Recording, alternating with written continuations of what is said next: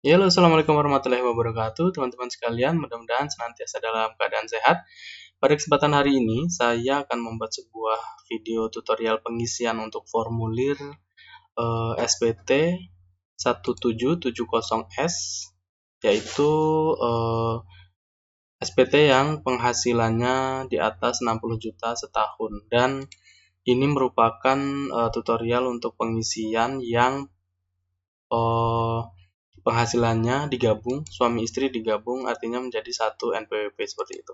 Teman-teman bisa lihat di formulir ini, di dokumen Excel saya ini ada 4 sheet, 1, 2, 3, 4. Jadi di sini ada sheet pertama itu data penghasilan suami dan juga penghasilan istri. Tentunya ini berdasarkan bukti potong yang sudah didapat dari si pemberi kerja seperti itu. Selanjutnya ada sheet 2, ini adalah formulir induk 1770S.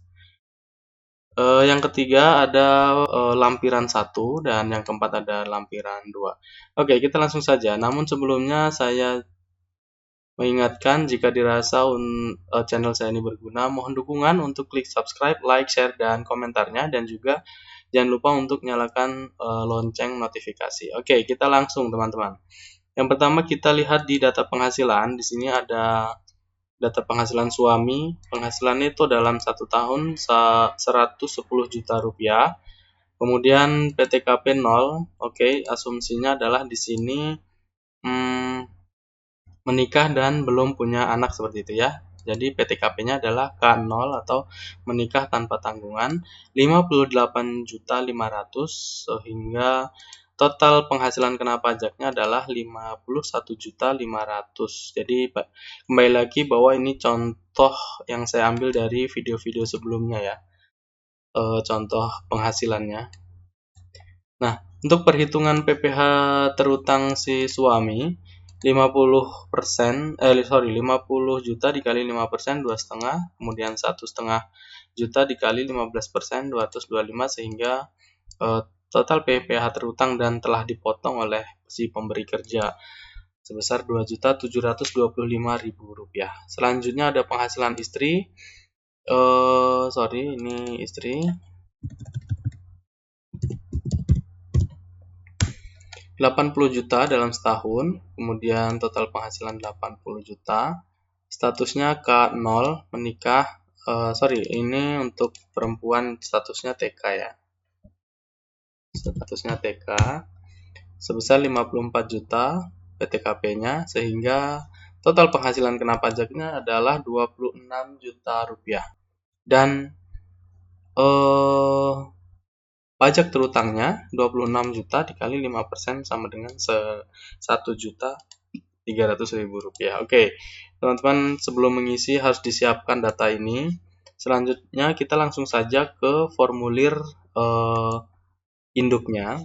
Pertama kita isikan tahun di sini, tahun berapa? Di sini kita anggap tahun 2020. Kemudian di sini isikan NPWP-nya, ini nama wajib pajaknya, kemudian pekerjaannya adalah karyawan swasta, kemudian nomor telepon, dan di sini ada status kewajiban suami istri. Karena ini penghasilan digabung jadi satu NPWP, maka statusnya adalah KK. Kemudian nomor NPWP istri atau suami, di sini masukkan nomor NPWP suami, tetapi di paling ujung dikasih angka 1. Oke, selanjutnya kita masukkan penghasilan suami neto dalam 1 tahun. Di sini di formulir induk ini di penghasilan neto bagian A, nomor 1, penghasilan neto dalam negeri sehubungan dengan pekerjaan, masukkan angka yang penghasilan suami tadi sebesar 110 juta rupiah. Kemudian penghasilan neto dalam negeri lainnya kosongkan karena memang asumsinya tidak ada. Penghasilan neto luar negeri tidak ada. Nah, kemudian nomor 4 ini jumlah penghasilan neto 1, 2, 3 dijumlahkan sama saja 110 juta. Zakat tidak ada asumsinya. Kemudian yang nomor 6 adalah jumlah penghasilan neto setelah pengurangan zakat atau sumbangan keagamaan yang sifatnya wajib. Jadi jumlahnya 110. Oke, selanjutnya di bagian B penghasilan kena pajak. Nomor 7 penghasilan tidak kena pajak. Statusnya adalah K0. Jumlahnya 58.500.000. Penghasilan kena pajaknya 110 dikurangi dengan 58.500 sama dengan 51.500, sehingga di bagian C PPh terhutangnya adalah sebesar 2.725.000 rupiah sesuai dengan bukti potong yang di awal tadi. Kemudian bagian C angka 10 pengembalian atau pengurangan pasal 24 yang telah dikreditkan ini dikosongkan. Jumlah PPh terhutang adalah angka 9 tadi ditambah dengan angka 10 sebesar 2.725.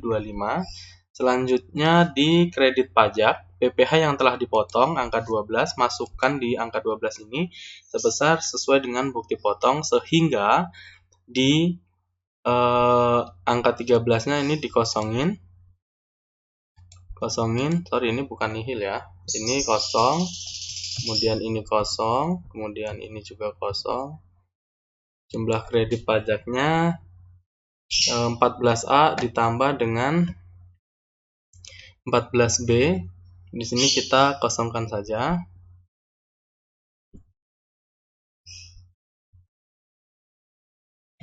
Oke. Nah, kemudian di PPh kurang bayar atau lebih bayar,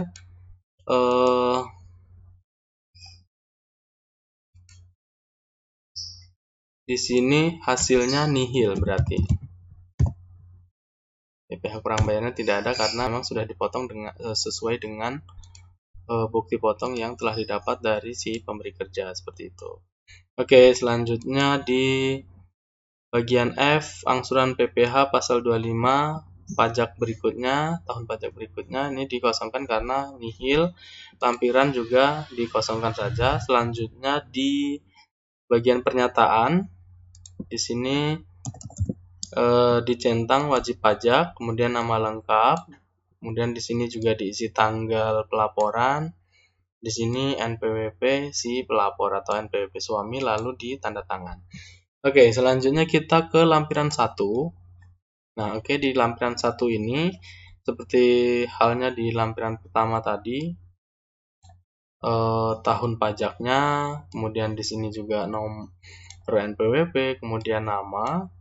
Nah, di sini isinya ada bagian A penghasilan itu dalam negeri lainnya, asumsinya adalah tidak ada, kosong. Kemudian di bagian B penghasilan yang tidak termasuk objek pajak, asumsinya juga kosong, tidak ada, seperti warisan, bantuan atau sumbangan atau hibah, ini tidak ada, kosong. Kemudian di bagian C ini untuk mengisikan bukti pemotongan atau bukti potong yang dari pemberi kerja. Contoh dari PT ABC, nama pemotong, kemudian NPWP pemotong, diisi bukti potong, nomornya, tanggalnya, kemudian jenis pajaknya PPh pasal 21, jumlahnya dimasukkan dan di total ke bawah di jumlah bagian C ini.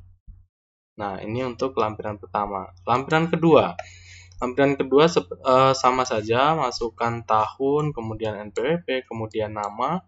Dan lampiran kedua ini salah satu fungsinya yang ketika dikaitkan dengan laporan yang digabung tadi adalah di sini. Di bagian di angka 13 di bagian A penghasilan yang dikenakan PPh final dan atau tidak bersifat final. Sorry. Jadi untuk penghasilan istri yang digabung, maka penghasilannya ini dianggap final seperti itu, maka masuk ke bagian ini, lampiran 2 di bagian A nomor 13. Jadi tadi penghasilan istri adalah ini ya 80 juta. Masukkan di sini, kemudian ini adalah PPh terhutangnya 1.300.000, kemudian dijumlahkan seperti itu. Kemudian di bagian B, harta pada akhir tahun silahkan diisikan sesuai dengan data yang ada seperti itu. Misalnya ada rumah, tanah, kemudian bangunan dan sejenisnya, total ke bawah. Selanjutnya di bagian C, kewajiban atau hutang pada akhir tahun, masukkan jika memang ada hutang-hutangnya. Di sini ada nama pemberi pinjaman, alamat pemberi pinjaman, tahun pinjaman, kemudian jumlah, dan di sini ditotalkan. Kemudian di bagian D, daftar susunan anggota keluarga. Di sini tadi nama istri, kemudian NIK-nya berapa, hubungan keluarga istri, dan pekerjaannya apa. Misalnya di sini karyawan swasta, anak belum ada, dan tanggungan yang lain juga tidak ada, jadi tidak perlu diisikan. Oke, teman-teman sekalian, dengan demikian pengisian formulir untuk 1770S ini sudah selesai, dan teman-teman bisa menyalin ini di untuk SPT yang melalui e-filing atau e-form seperti itu ya. Fungsinya ini hanya untuk simulasi sementara sebelum teman-teman sekalian masuk ke ISPT e-filingnya seperti itu, agar lebih gampang dipahami. Oke teman-teman, mudah-mudahan ini berguna dan bermanfaat juga buat kita semua. Cukup itu saja, terima kasih. Assalamualaikum warahmatullahi wabarakatuh.